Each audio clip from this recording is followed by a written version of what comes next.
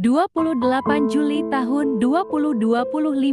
Menikmati perjalanan hidup, sedang kamu tidak tahu apa yang akan terjadi besok. Apakah arti hidupmu? Hidupmu itu sama seperti uap yang sebentar saja kelihatan lalu lenyap. Yakobus pasal 4 ayat 14. Setiap orang ingin mencapai tujuan akhir dalam perjalanan hidup.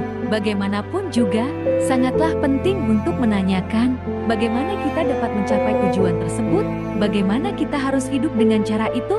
Seringkali fokus kita adalah hanya pada tujuannya saja dan kita lupa untuk menikmati kehidupan itu sendiri. Banyak orang lupa setelah mereka berhasil mencapai tujuan tersebut. Selalu ada tujuan lain yang harus dicapainya. Akan selalu ada sebuah gunung baru yang harus didaki.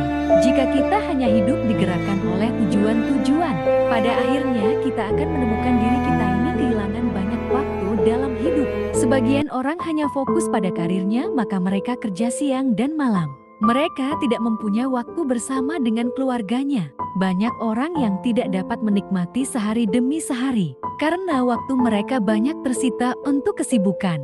Dengan segala permasalahannya, saya ingin katakan kepada mereka, bersantalah dan nikmati perjalanan hidup ini.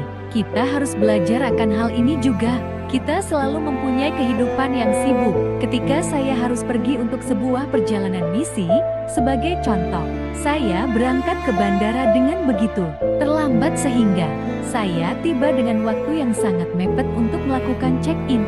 Regina telah masuk dalam gaya hidup yang begitu sibuk ketika kami menikah. Suatu hari saya berpikir, mengapa saya selalu melakukan hal ini? Saya membuat Regina bersedih. Dan saya sendiri sama sekali tidak menikmati perjalanan menuju bandara. Saya memutuskan untuk berubah dan melakukan segalanya dengan cara yang berbeda. Meninggalkan rumah dengan waktu yang tepat dan dengan lalu lintas yang padat, kita tetap dapat tiba dengan tepat waktu. Tentu saja, kita harus memiliki tujuan dalam hidup. Namun jangan lupa untuk menikmati perjalanan menuju tujuan tersebut.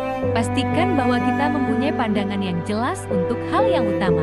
Nikmati perjalanan hidup, nikmati hubungan kita dengan Tuhan, nikmati satu sama lain, berbicara satu sama lain dan berdoa bersama. Ingatlah bahwa semua berkat dari Tuhan itu telah diberikan kepada kita. Ketika kita bangun pagi, katakan, inilah hari yang telah dijadikan Tuhan. Bergembiralah, bersukacitalah, dan bernyanyilah. Nikmati perjalanan hidup kita, karena kita ini tidak selamanya berada di dunia.